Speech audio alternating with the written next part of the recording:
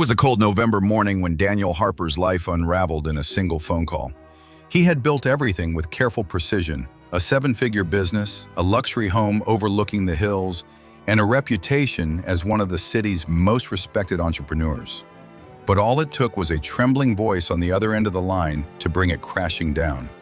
"Mr. Harper, I'm sorry. Your accounts have been frozen pending investigation," the banker said. Daniel stood in silence, the warmth draining from his face. It was a mistake, it had to be. But within hours, the truth began to spill out like ink from a broken pen. His business partner had embezzled millions, vanished without a trace, and left Daniel to deal with the wreckage. By the end of the week, he had lost his company, his investors had backed out, and the media had plastered his face on every news outlet with headlines screaming, "Fraud or failure?" Even his so-called friends had stopped calling. He tried to hold on, to pride, to possessions, to sanity.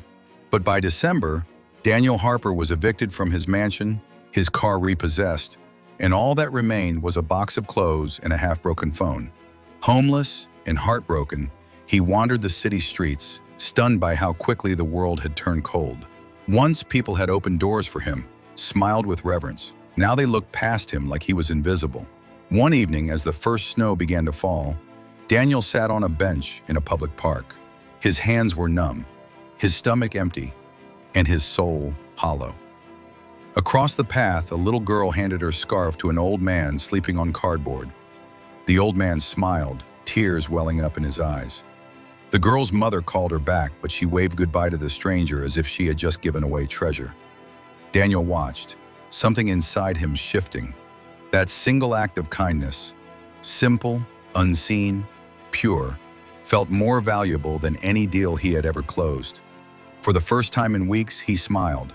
Not because things had gotten better, they hadn't, but because something whispered in his heart. Maybe happiness wasn't something you earned. Maybe it was something you gave. Daniel Harper's second week on the streets was colder than the first, both outside and within. The city had become a blur of footsteps, flashing lights and closed doors. Yet the image of the little girl offering her scarf still lingered in his mind like a forgotten melody. He hadn't eaten a proper meal in days. Pride had stopped him from asking, but hunger was a ruthless teacher. That morning he walked to the soup kitchen downtown, a modest brick building with peeling paint and the smell of stale bread. The line was long, ragged men, exhausted women, tired eyes, all waiting for something warm. As he took his place at the back, a voice beside him said, "First time?" Daniel turned to find a tall man with weathered skin, thick gloves, and a patchy beard. "Yeah," Daniel admitted, surprised at how quickly the truth slipped out. "Name's Jonah," the man said, extending a hand. "Used to run a bar, lost it in a fire, no insurance." Daniel shook his hand. "Daniel, used to run a tech company, lost it in, well, a different kind of fire." Jonah laughed, not mockingly, but with a kind of laughter that carried understanding. "Happens to the best of us."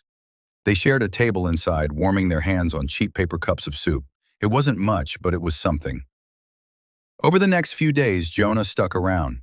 He knew which churches handed out blankets, which shelters had room, and which alleys were safest to sleep in.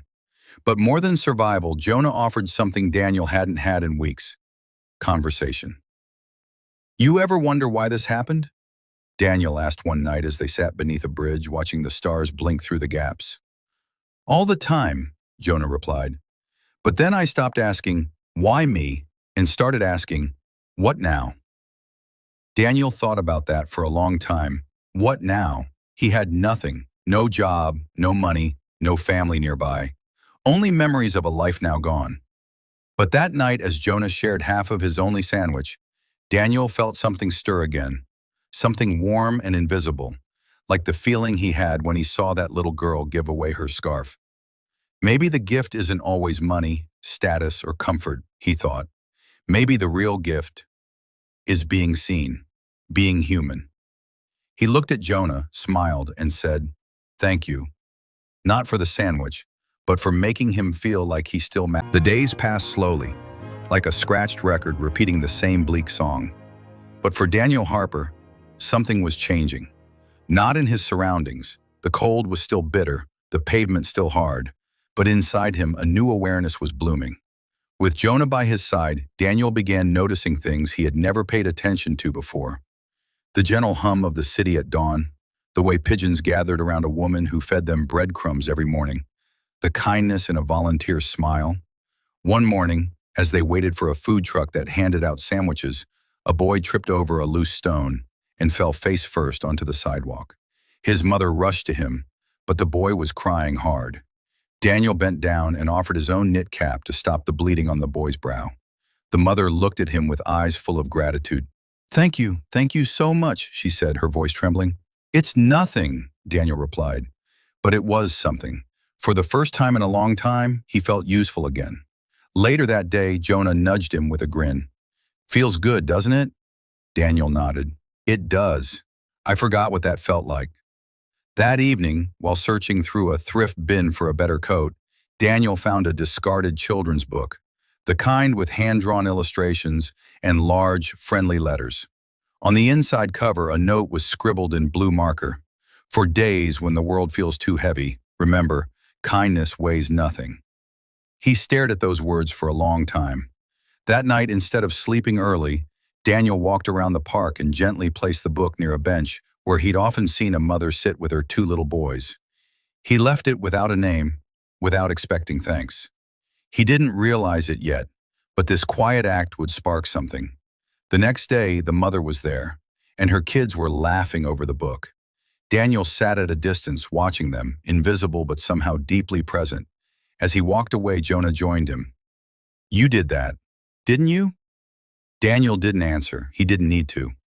Because slowly, quietly, the invisible gift was beginning to reveal itself.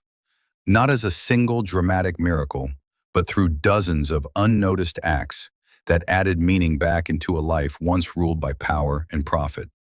And for the first time since he lost everything, Daniel felt like he was gaining something far greater. It had been nearly 2 months since Daniel Harper had lost his fortune, and nearly 4 weeks since he stopped seeing it as a loss. The man who once lived in corner offices now woke up on donated mattresses and spent his days handing out coffee in churches, collecting leftover sandwiches from bakeries, and sharing silent glances of understanding with people society had stopped noticing. He no longer walked with the stiffness of pride, but with the calm rhythm of someone who had learned to let go. One frosty morning, Daniel and Jonah were volunteering at a food pantry they'd stumbled upon weeks earlier. The pastor running the place, a soft-spoken man named Reverend Collins, had quickly come to trust them. He saw something in Daniel's eyes, a quiet pain and a quiet strength. After the breakfast rush, Reverend Collins approached Daniel and handed him a small envelope. "This came in this morning. No name. Just said to give it to the man who lost everything but still smiled." Daniel blinked. "What?" He opened the envelope. Inside was a folded piece of paper, handwritten, messy ink, "To the man who left the children's book. Thank you. My sons haven't laughed like that in months. You reminded me there are still good people in the world.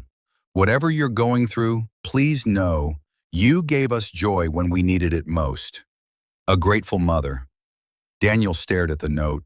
His hands trembled, not from cold but from something deeper, a breaking open of the heart. Jonah read the letter silently over his shoulder and grinned. "Told you, man. The world notices, even when you think it doesn't." That night, Daniel sat beneath the same park bench where he had once left the book. His heart was full, not with pride, but with purpose. He pulled a piece of cardboard from the recycling bin nearby and began to write with a broken crayon he had found earlier. "Need help with anything?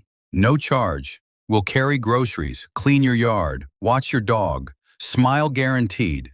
The next morning, he held it in his hands at a street corner. People passed by, glanced at him curiously. A few smiled, some even stopped. By noon, he had helped an elderly woman carry her laundry home. By afternoon, he had raked a small backyard. And by evening, he had been invited by a local cafe owner to sweep their outdoor area in exchange for hot soup. Something strange was happening, not just to Daniel, but around him. Like the invisible gift was multiplying, echoing. He went to sleep that night beneath the stars, no longer thinking about what he had lost, Because now, every small act, every human moment, was a step towards something more powerful than wealth ever gave him: the longing. It started with a crayon and a cardboard sign, but soon Daniel Harper's presence became known across a few city blocks, not as a beggar, not as a broken man, but as someone kind. Words spread quietly. The tall guy with the calm eyes helped me fix my stroller. He carried my groceries up 5 flights without asking for a dime.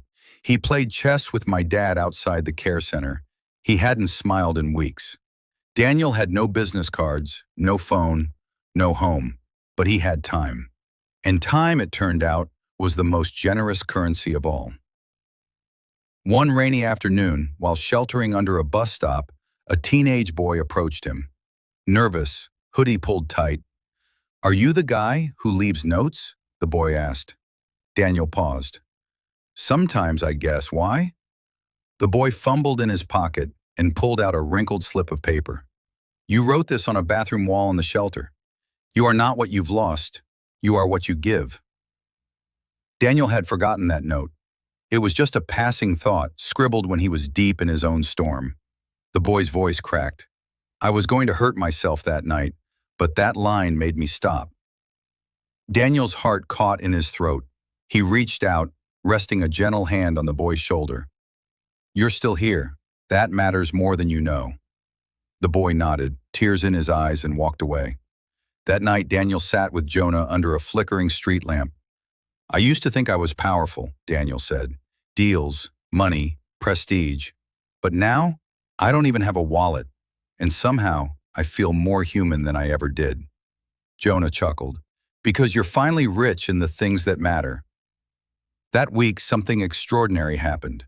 A local journalist doing a story on overlooked heroes had heard of the kind stranger with no agenda. She found Daniel sweeping the sidewalk outside the cafe and asked for an interview. Daniel hesitated. "I'm no hero." She smiled, then let the world decide. The article ran with the headline, "The Man Who Lost Everything and Found Everyone." Photos of Daniel helping elders, playing with kids, and smiling quietly beneath bridges were shared across social media. Comments poured in. Some recognized him from his past life as a CEO. Others were inspired by his present as a giver. Messages followed, offers, opportunities. But Daniel didn't rush to accept, because now he understood the invisible gift was not meant to be hoarded or branded. It was meant to be passed on, like a torch in the dark. He turned to Jonah that night and asked, "What if we helped others the way you helped me?" Jonah grinned. "You're thinking a lot bigger than sandwiches and sidewalks." Daniel nodded. "What if we built something again, not for profit, but for people?" And just like that, the invisible gift began to take its next form. Weeks passed, and the whispers turned into waves. The man once known for boardrooms and billion-dollar deals was now known as the giver in the gray coat, a man who asked for nothing, yet gave everything he had. But Daniel wasn't doing it alone anymore. Jonah stood beside him. The teenage boy he'd spoken to at the bus stop now joined them on weekends. The cafe owner who once paid him in soup offered a backroom space with heating. Even Reverend Collins opened the church basement for meetings. And slowly, out of broken pieces, something beautiful began to take shape. They called it the Shelter of Second Chances. No red tape, no long forms, just help. Immediate, human, real. Jonah ran the supply corner, blankets, socks, clean shirts. Daniel managed volunteer shifts and organized neighborhood cleanup drives. Every person who entered wasn't called homeless or addict or case number. They were simply called by name. One evening, a woman arrived with 2 young children and a bruised past. She had nowhere to go. Daniel sat beside her on the steps. "You're safe here. No one's going to ask where you came from, just where you want to go next." She cried, not from fear, but from finally being seen. Soon, the shelter was more than a building. It was a community. Teenagers painted murals on the walls. A retired teacher offered free tutoring. A group of local musicians played live music every Friday night in the courtyard. Daniel had nothing in his bank account, but every day he watched a child laugh, An old man sing, a once lost soul find their way back, and he felt wealthier than ever. Then, one day, a lawyer showed up holding an envelope. "Mr. Harper," he said, "a former investor of your tech firm came across your story. He never believed the fraud rumors and wants to restore what was taken from you. This is a signed check, 7 figures." Daniel stared at the envelope. Years ago, he would have grabbed it without blinking. But now, he handed it back. "Use it to expand the shelter, build more beds, open one in another city. That money destroyed me once. Let it build something this time." The lawyer blinked. "Are you sure?" Daniel smiled gently. "More than ever." As the sun set that evening, Daniel stood on the rooftop of the shelter, watching families inside laugh and eat. Jonah walked up, 2 mugs of tea in hand. "You really gave it away?" he asked. Daniel nodded. "Because what I have now, no one can take." And as the city lights flickered and the stars returned to the sky, the invisible gift, the one that had begun with loss, pain, and silence, had transformed into something bigger than Daniel ever imagined, a life of meaning. The end.